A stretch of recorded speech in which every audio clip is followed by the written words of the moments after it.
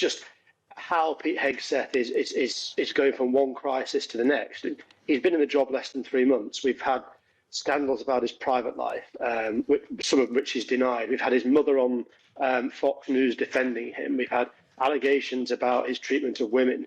And now we've had the signal issue. And underlying all this, we have reports from inside the Pentagon saying that the institution is in crisis. People don't know what they're doing from one day to the next. People are leaving. People are being accused of leaking. People are being forced to take lie detector tests. And despite Donald Trump's words yesterday at the White House, we have seen reporting in the US press over the last 24 hours or so suggesting that actually there are people being looked at as possible alternatives.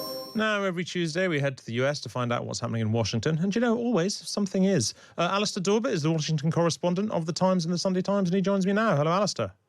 Good morning, Hugo. Good morning to you too. Good afternoon here. Look, Donald Trump has backed his Defence Secretary Pete Hegseth following reports that he shared details of a military attack in a group chat, including his wife, his brother and lawyer. It follows a similar controversy from last month when a journalist was mistakenly included in a chat about a strike on the Houthis in Yemen. Here's Donald Trump speaking at an event in the White House garden yesterday. Are you bringing up Signal again? I thought they gave that up 2 weeks ago. There was a new report this weekend that he used it in a separate chat that included some family members. It's all just the same old stuff from the media. That's an old one. Try finding something new. Alistair, is this the same military strike that he's been texting about a second time? If so, why not just put it on LinkedIn? We don't really know the details of the second signal chat. Obviously, the first one included a journalist who made the details public. But what we do know is it's about strikes on the Houthis in Yemen, a sort of target that the Pentagon has gone after for many months. But largely sort of under the radar. And now, of course, we know a great deal about certainly the first attack that Hegseth mentioned because it was on signal. I think it's not so much the fact that these things are being discussed. It's just how Pete Hegseth is going from one crisis to the next. He's been in the job less than 3 months. We've had scandals about his private life, some of which he's denied. We've had his mother on Fox News defending him. We've had allegations about his treatment of women. And now we've had the signal issue. And underlying all this, we have reports from inside the Pentagon saying that the institution is in crisis. People don't know what they're doing from one day to the next. People are leaving. People are being accused of leaking. People are being forced to take lie detector tests. And despite Donald Trump's words yesterday at the White House, we have seen reporting in the US press over the last 24 hours or so suggesting that actually there are people being looked at as possible alternatives. Donald Trump invested a lot of political capital in Pete Hegseth to get him into that job. But it seems that every week, certainly, the White House is having to come out and defend some sort of new scandal. Do you think it likely he'll get rid of him? Because, as you say, he invested a lot of political capital in him. He won't want to get rid of him. He'll be desperate to hang on to him. But as we know with these things, there's a tipping point. It was thought that Ron DeSantis, the Florida governor, was an alternative to Pete Hegseth if the confirmation hearings a couple of months ago looked as though they weren't going to go the White House's way. He's someone, I think, who could step in quite easily, a former military officer himself. Whether he survives, I think, depends on how he performs over the coming days and weeks. In the next hour or so, he is going on Fox News himself to defend his position and talk about the signal group chats. But as I say, if we keep seeing more scandals, if we keep seeing these sort of examples of quite sort of startling naivety on the part of Pete Hegseth, then I think his days might well be numbered. Moving on, the Chancellor Rachel Reeves is in Washington this week, where she's hoping to make progress on a UK-US trade deal. She's also going to be at the spring meetings of the International Monetary Fund, holding discussions with other finance ministers and central bankers. Tackling the idea of a deal first, what's on the table for a potential deal? And indeed, how keen is anybody in DC that there should be one? Well, I think if there is a willingness in Washington among Republicans, among people in the administration, to do a trade deal with the UK. Whether that means it's close is a different matter. We've been talking about a trade deal for for years now, certainly since I arrived in Washington more than 4 years ago. One of the central elements of sort of British policy has been around, can we secure a free trade deal? And it's fallen at pretty much every hurdle. Obviously now with the tariffs, that's come to the fore a little bit. I think Donald Trump is instinctively keen on Britain. He's very pleased that he's going for a state visit later this year.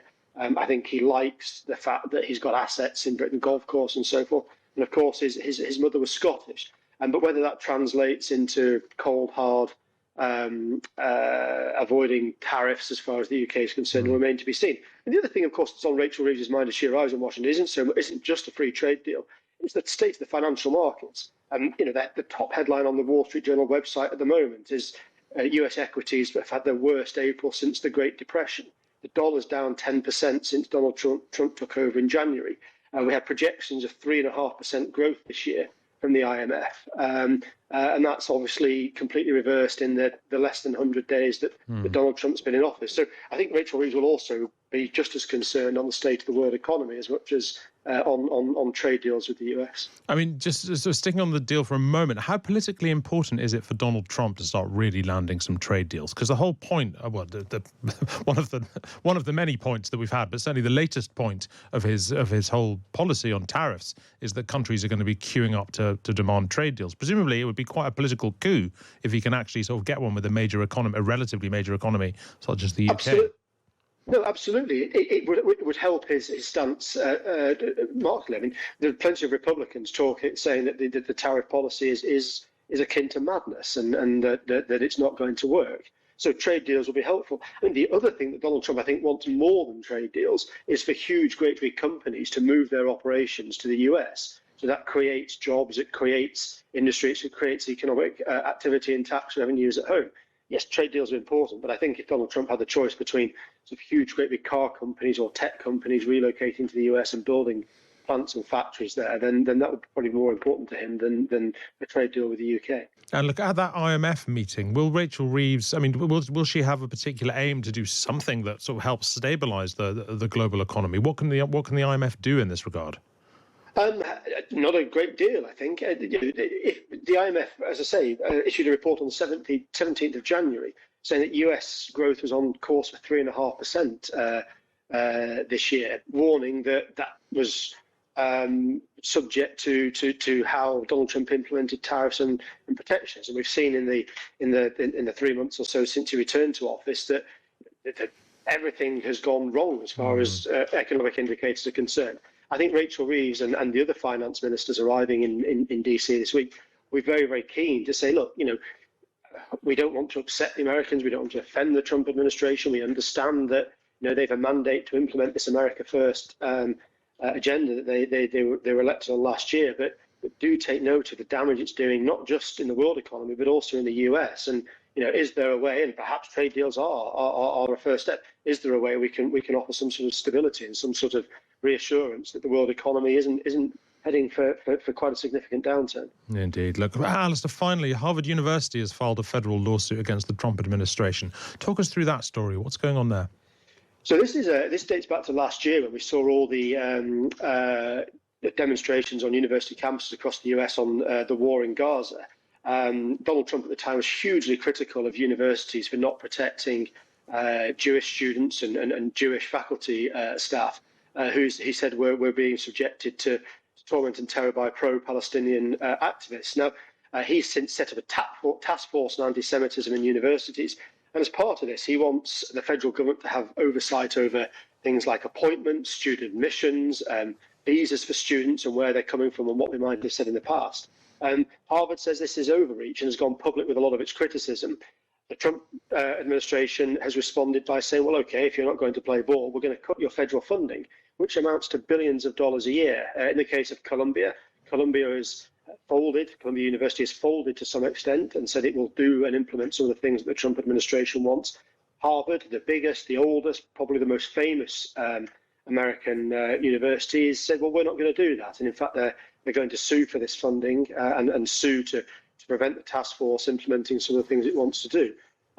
Even a lot of Republicans say, the task force is overreaching what the federal government should be allowed to do. And it's worth noting as well, of course, that these billions of dollars in federal funding yes, often go into paying salaries and the administration of the university, but also one tranche of funding that was threatened to be suspended yesterday went into healthcare research. This is sort of vital stuff that universities depend on to come up with breakthroughs in medicine and science and so forth.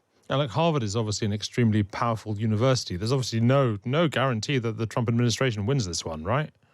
No, absolutely. And if there's one university that's able to take the Trump administration on and has the financial clout to do it, it's got an endowment of about $50 billion a year, then it's Harvard. I think other universities will be very quietly delighted that this is the action that Harvard's taken, and hope that it can push back against some of the things that many universities think are quite extreme coming from Washington. And look, Alistair, is there any Republican pushback on administration meddling in universities, or are universities just deemed to be so kind of sort of lefty and democratic and woke that the kind of what you'd think of being as the normal sort of American principles of free speech and so on just kind of go out the window?